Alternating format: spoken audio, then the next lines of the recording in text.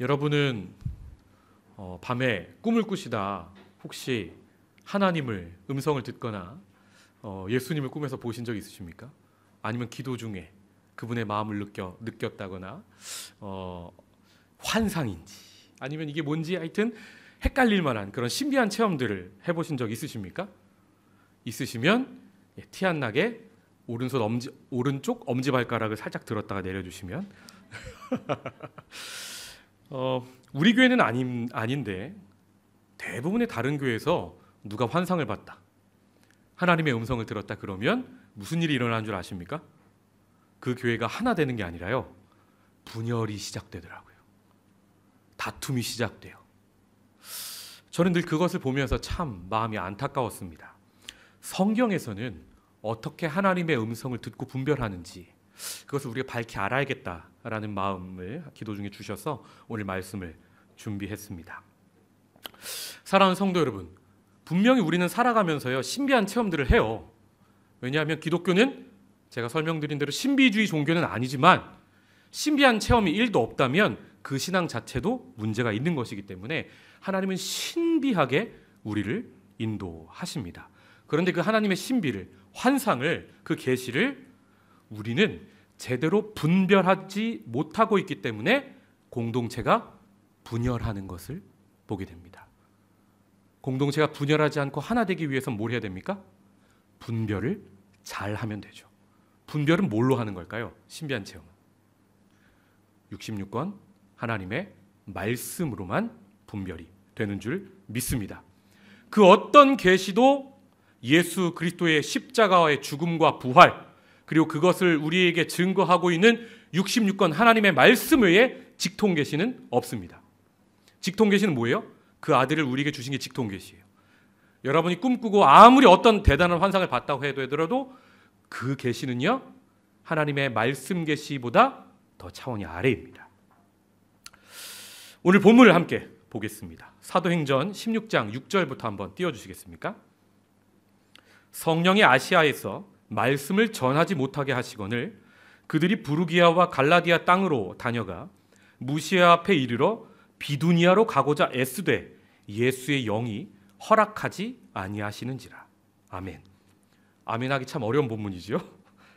지금 바울은 아시아 지역을 두루 다니며 복음을 전했습니다. 그리고 그것도 모자라 특히 비두니아는 어디냐면 아시아 더 안쪽이에요.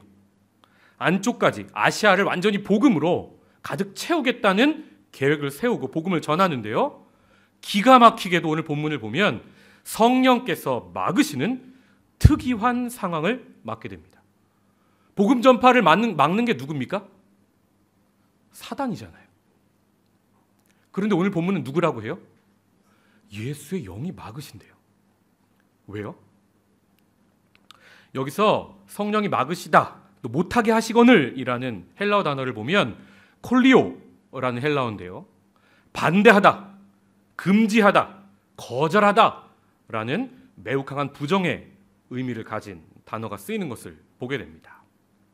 사랑하는 성도 여러분, 복음을 전하는데 성령이 막으신다, 이쯤 되면 대부분의 성도들은 뭐 하는 줄 아십니까? 이유를 찾아요. 말씀은 빛이잖아요. 서치라이트로 자기를 비추는 게 아니라 누구를 비추는 줄 아세요? 리더를 비춰요. 내 옆에 있는 사람을 비춰요. 저 사람이 무슨 죄를 진 거 아니야? 난 아닌데. 누가 죄를 지었느냐? 그래서 우리 공동체가 왜 한 발자국도 더 앞으로 나가지 못하느냐? 우리 교회는 왜 성령 충만하지 못하고 우리 교회는 왜 부흥과 성장이 없느냐를 볼 때 따지는 게 뭡니까? 누구 죄 때문이냐를 따진다는 겁니다. 목회자가 거룩하지 못해서 그런 거 아니냐? 하나님이 치시는 거 아니냐? 오늘 본문을 보면 본문 어느 구절에도 죄 때문이라는 구절은 없는 걸 보게 됩니다. 16장 5절은 이렇게 시작하는데요, 5절을 띄워주시겠습니까? 이에 여러 교회가 믿음이 더 굳건해지고 수가 날마다 늘어가니라. 아멘. 오히려 복음 전파가 잘 되고 있는 상황이었단 말이에요. 이 16장 전에 사도행전 15장엔 무슨 일이 있냐면요, 바울이 아시아에 복음을 전하는데 예수 그리스도의 십자가 외에 전한 것이 없거든요. 믿음으로 구원받는다고 복음을 전했는데 다른 복음 전하는 사람들이 와서 할례도 받아야 된다. 구약의 음식법도 지켜야 된다. 십자가로 충분하지 않다는 다른 복음을 전하기 시작해요. 그래서 그들과 싸우죠. 그것 때문에 기록된 게 갈라디아서입니다. 갈라디아서에서 기록된 사도 바울의 복음이 사도행전 15장을 보면 예루살렘에서 전 세계 교육자들이 다 모여요. 제1차 세계교회 총회가 벌어지는 거죠. 거기서 결정된 게 뭡니까? 사도 바울의 복음이 인정받고 승리합니다. 인정받고 승리한 그 복음대로 전하니까 무슨 일이 벌어집니까? 부흥하는 거예요. 믿음이 더 굳건해지고 수가 날마다 늘어가고 있었다는 거예요. 그럼에도 불구하고 오늘 본문에 예수의 영은 왜 복음 전파를 막고 계시는 것입니까? 낮에 교회에서 설교를 준비하고 있는데요. 한 집사님께서 교육자실에 들어오셨습니다. 다인룸에서 기도하시다가 기도가 잘 안 돼서 본당으로 옮겨서 기도하려고 키 가지러 들어오셨다고 하셨습니다. 저는 그 집사님의 모습이 오늘 본문의 바울 선교팀 모습이라는 생각이 들었습니다. 장소의 문제겠습니까? 이곳에선 하나님이 들으시고 저곳에선 하나님이 듣지 않으십니까? 아니요. 저는 그분 말씀을 들으면서 이런 마음이 들었어요. 아, 하나님께서 나를 집사님 얼굴 한번 보게 하시려고 장소를 옮길 마음을 허락하셨나? 이 마음을 주시니까 제가 어떻게 하겠어요? 키 가지고 나가신 그 집사님 뒷모습을 보면서 제가 마음으로 설교 준비하면서 계속 기도했습니다. 사랑하는 성도 여러분, 막히는 일이 있다면 우리는 어떻게 해야 합니까? 남 탓하는 게 아니에요. 열린 쪽으로, 길이 열린 쪽을 향해서 최선을 다해서 하던 걸음을 걸어가시기를 축복합니다. 절대 주님의 일을 포기하지 마십시오. 이쪽에서 기도하다 안 되면 계속 저쪽에서 기도하면 됩니다. 교회에서 제가 설교 준비하다 안 되면 어떻게 하면 돼요? 스타벅스 가서 계속 설교 준비하면 되는 거예요. 사업하다 막히면 어떻게 하면 됩니까? 다른 아이템도 준비해 보는 거예요. 사람 관계에 어려움을 겪으면 어떻게 하면 됩니까? 새로운 관계를 구하며 평안함을 구하며 나가시기를 축복합니다. 특별히 사랑하는 청년 여러분, 내가 생명처럼 사랑하는 청년 여러분, 연애에 실패했다고, 내가 지금은 솔로라고 하나님이 막으시는 거 아니야? 두려워하지 마십시오. 여러분의 죄 때문도 아니고 여러분의 부족함 때문도 아니고 다 하나님 정하신 때가 있는 줄 믿으시기를 주님의 이름으로 축복합니다. 아멘이 작습니다. 축복합니다. 회장님 축복합니다. 하나님께서는 반드시 좋은 사람을 주시고요. 관계를 열어가시는 분입니다. 하나님이 주신 사명을 붙들고요. 남 탓하지 않고 어느 길이 주님 인도하시는 길인지 담대하게 구하면서 열린 길이 있다면 그 길을 향해서 걸어가십시오. 그때 비로소 하나님의 분명한 인도를 받게 되고요. 하나님의 음성을 듣는 그리고 응답받는 역사가 있을 줄 주님의 이름으로 축복합니다. 바울 선교팀이 한 일이 뭔지 아세요? 제가 설명드린 이 일을 했어요. 바울 선교팀은 하나님의 막으시는 인도하심을 통해서 아시아 대륙 끝자락에 있는 어디까지 갑니까? 트로이까지 가게 됩니다. 그리고 거기서 그토록 기다리던 하나님의 사인을 보게 됩니다. 오늘 본문 사도행전 16장 9절입니다. 밤에 환상이 바울에게 보이니 마게도냐 사람 하나가 서서 그에게 청하여 이르되 마게도냐로 건너와서 우리를 도우라 하거늘. 칠흑같이 어두운 밤하늘, 아시아 대륙 끝자락에서 바다를 바라보면서 바울이 뭘 하는 겁니까? 기도하고 있는 거예요. 어두운 게 밤하늘입니까? 바울의 마음이었겠습니까? 밤하늘보다 더 어두운 게 바울의 마음이었겠죠. 얼마나 답답했을까요? 그 밤에 바다를 바라보면서 기도하는데 그렇게 기다리던 환상이 보입니다. 16장 9절을 다시 한번 함께 읽겠습니다. 밤에 환상이 바울에게 보이니 마게도냐 사람 하나가 서서 그에게 청하여 이르되 마게도냐로 건너와서 우리를 도우라 하거늘. 무슨 환상을 본 거예요? 마케도니아 사람 한 명이 바울 앞에 섭니다. 환한 환상 가운데. 그리고 뭐라고 해요? 와서 우리를 좀 도와달라 라는 환상을 보고요, 음성을 들은 겁니다. 이 환상을 통해서 바울은 왜 하나님께서 아시아 복음 전파를 막으셨는지 비로소 깨닫게 됩니다. 왜였죠? 첫째로 방향의 문제 때문이었습니다. 복음이 아시아에만 차고 흘러 넘치는 것이 아니라 하나님은 아시아를 넘어 어디까지 가기를 원하고 계십니까? 저 유럽 대륙. 거기까지 이르기를 원하는 하나님의 마음이 있었기에 바울의 선교를 막으셨다는 겁니다. 여기서 우린 질문할 수 있습니다. 아니 그럼 하나님, 처음부터 환상을 보여주시거나 음성을 들려주시면 마음이 조급하지 않고 평안하게 트로이까지 가가지고 거기서 배를 준비할 거 아닙니까? 왜 그렇게 애를 태우시다가 아시아 대륙 끝까지 밀고 밀리듯이 떠밀려서 거기서야 비로소 그 환상과 음성을 들려주시는 겁니까? 저는요, 바로 이 본문 다음에서 환상을 본 것보다 놀랍고 방향을 알려주시는 것보다 더 깊은 하나님의 뜻을 발견하였습니다. 본문 사도행전 16장 10절을 함께 읽겠습니다. 바울이 그 환상을 보았을 때 우리가 곧 마게도냐로 떠나기를 힘쓰니 이는 하나님이 저 사람들에게 복음을 전하라고 우리를 부르신 줄로 인정함이러라. 아멘. 여러분, 이 본문은요 그냥 읽으시면 안 돼요. 읽다가 감탄이 터지고 눈물이 한 주룩주룩 콧물도 이왕이면 플러스해서 나오셔야 돼요.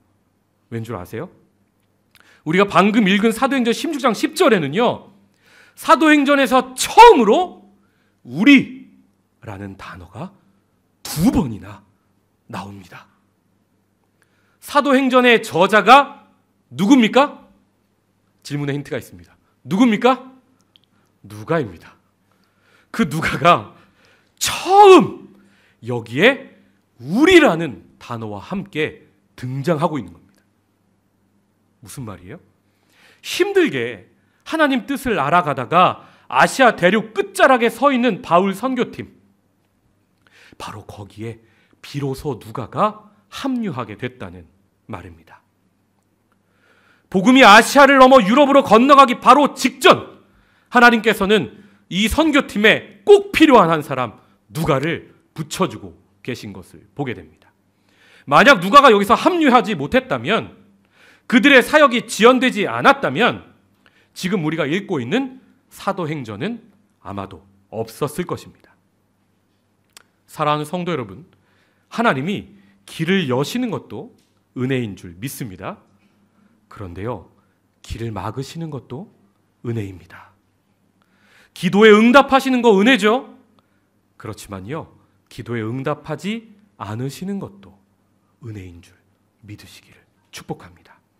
만약 하나님께서 바울의 복음 전파를 아시아에서 막지 않았다면 누가가 어떻게 이 선교팀에 합류할 수 있었겠습니까?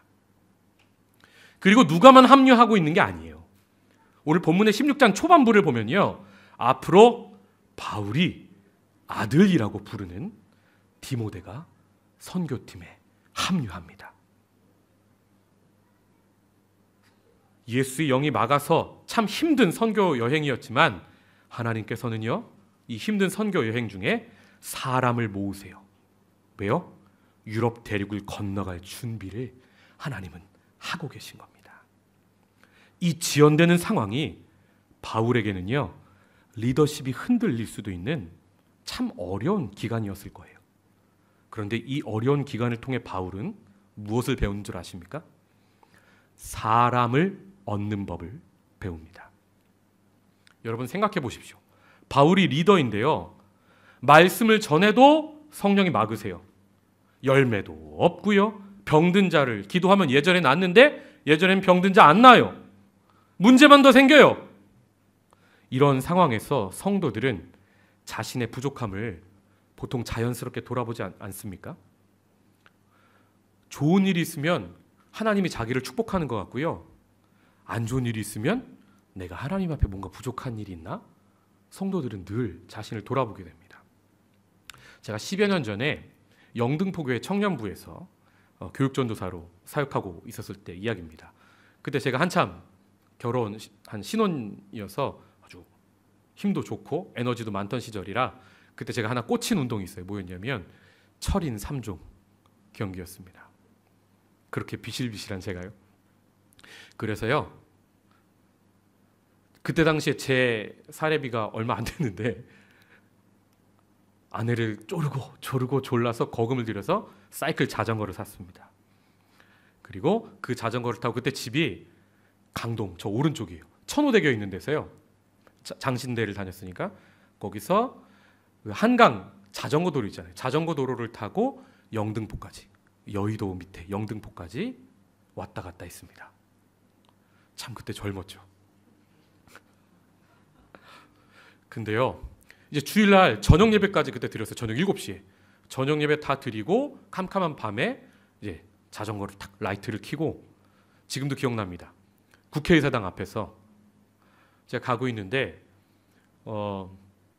다행히 빨간불이었어요. 만약에 파란불이었으면 뒤에 버스가 있었거든요.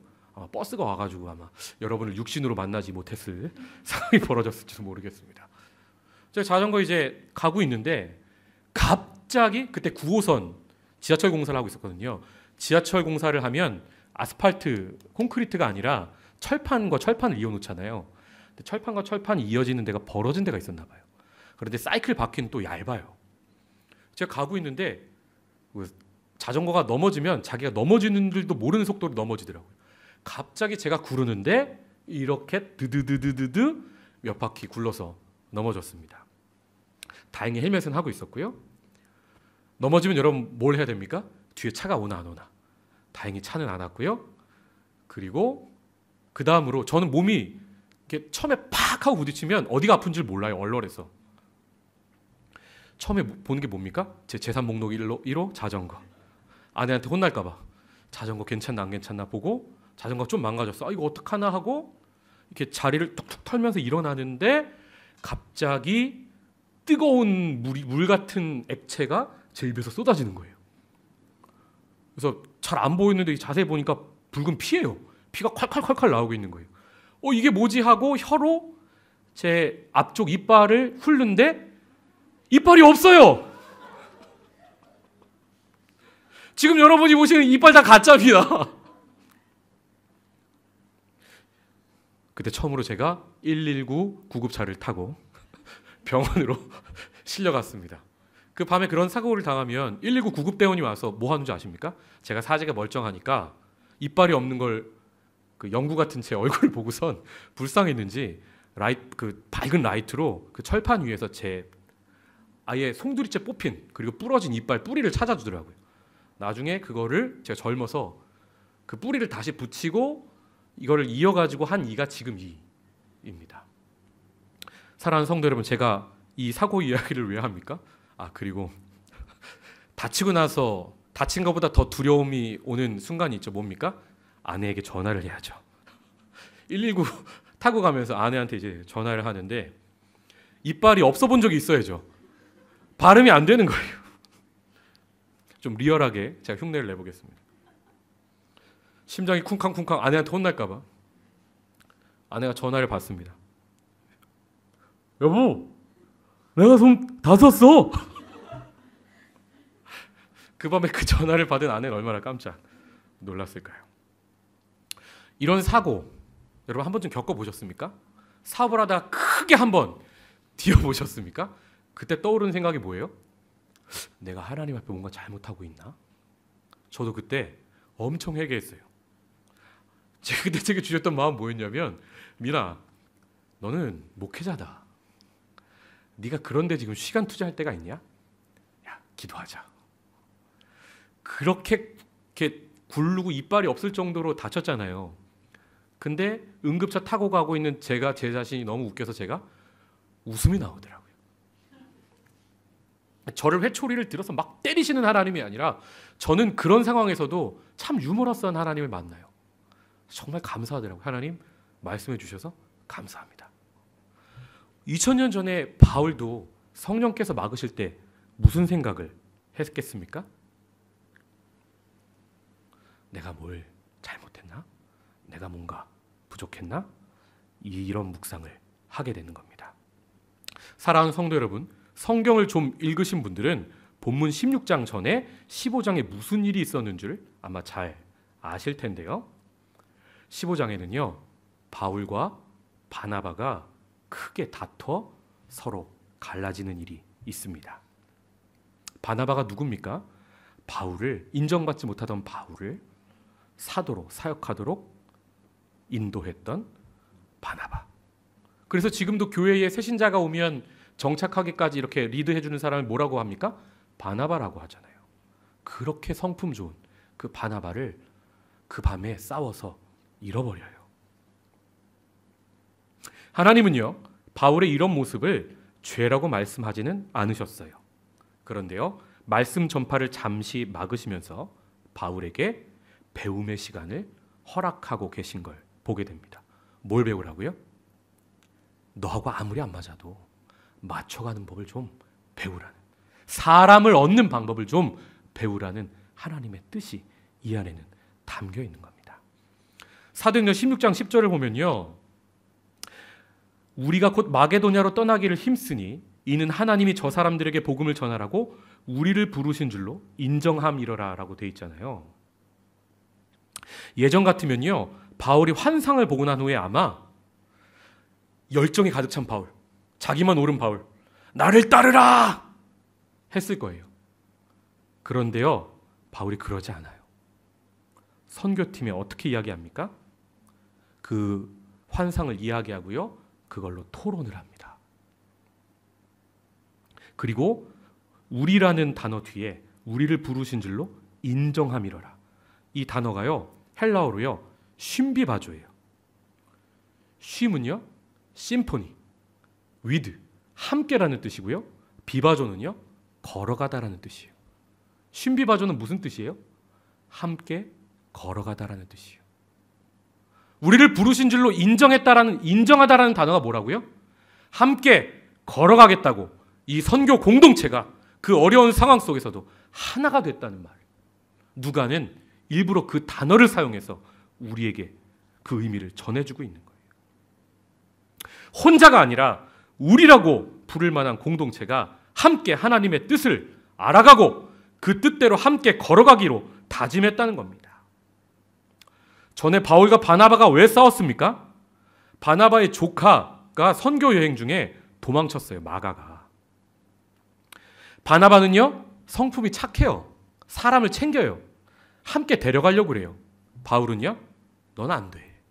중간에 포기한 놈이 어떻게 이 귀한 복음 전파하는 일에 오지 마! 그것 때문에 싸웠거든요. 바울은 열정과 원칙으로 똘똘 뭉친 사람이어서 결코 마가를 받아들일 수가 없었던 거예요. 하나님이 바울과 선교팀의 길을 잠시 막으신 이유가 여기서 바로 드러납니다. 표면적으로는요, 방향의 문제였어요. 아시아냐, 유럽이냐. 그런데요, 슌비바저라는 단어를 보면 하나님이 진짜 바울 선교팀에게, 바울에게 하시고 싶었던 말씀이 뭡니까? 함께 걸어가라는 겁니다. 사랑하는 성도 여러분, 하나님은요, 지금 예수의 영이 막으시는 이 어려운 상황을 통해서 하나님의 히든 커리큘럼, 숨겨진 하나님의 레슨을 이 선교팀에 하고 있는 겁니다. 우리의 인생이 꼬이고 막히고 되는 일 하나 없을 때 우리가 해야 할 일이 무엇입니까? 함께 걸어가는 법을 배우시기를 축복합니다. 인문학을요, 깊이 있게 한 사람들도요, 이런 멋진 얘기를 하더라고요. 인생은 속도보다 뭐다? 방향이다. 멋진 말이죠. 성경에 나옴직한 말이에요. 그런데 오늘 본문은요, 방향보다 더 깊은 말을 우리에게 건네주고 있습니다. 뭐예요? 속도보다 방향이란 말도 맞는데 그 올바른 방향으로 함께 걸어갈 공동체야말로 진짜 중요하다라는 말씀을 저와 여러분에게 전해주고 계신 겁니다. 사랑하는 성도 여러분, 여러분에게는 우리라고 부를 만한 공동체가 있습니까? 그리고 그 우리가 신비바죠 함께 걸어가고 있습니까? 교회는요, 신비바죠 함께 걸어가는 공동체예요. 믿음이 큰 자가요, 믿음이 작은 자와 함께 신비바주하는 곳이고요. 부자가요, 가난한 자와 함께 신비바주하는 곳입니다. 또 기도하는 자가요, 기도하지 못하는 자와 함께 걸어가는 곳이고요. 성령 충만한 사람이 성령 충만하지 못하는 자와 함께 걸어가는 곳입니다. 여러분의 가정이 바로 신비바주하는 곳입니다. 아빠가 엄마와, 엄마와 아이가 함께 걸어가는 거죠. 여러분, 결혼하면요, 모든 사람들이 왕자와 공주처럼 받들어줘서 둘이 결혼하잖아요. 너무 사랑해요. 그런데 아이가 나면서부터 왕자님과 공주님에서 신분이 격화됩니다. 아이가 로드 오브 로드, 킹 오브 킹으로 올라가고요. 엄마 아빠는 뭐가 되죠? 내시와 궁녀로 전락합니다. 왜요? 아이의 눈높이에 맞춰서 신비바죠 함께 걸어가기 위해서요. 가정이 이런 곳이죠. 하나님 나라도 이런 곳인 줄 믿습니다. 큰 자와 작은 자가 함께 걸어가는 곳이고요. 이사야 선지자가 11장에서 선포했던 것처럼 사자가 어린 양과 함께 신비바죠 하는 곳이 바로 하나님의 나라입니다. 독사와 어린이가 함께 장난치며 걸어가는 곳이 바로 하나님의 나라, 천국이란 말입니다. 사랑하는 성도 여러분, 여러분의 인생의 계획이 꼬일 때 평안하시기 바랍니다. 여러분의 죄 때문입니까? 아니요. 하나님이 여러분에게 히든 커리큘럼, 숨겨진 레슨을 하고 싶으신 거예요. 그 숨어있는 하나님의 뜻을 발견하는 저와 여러분이 되시기를 주님의 이름으로 축복합니다. 함께 기도하겠습니다.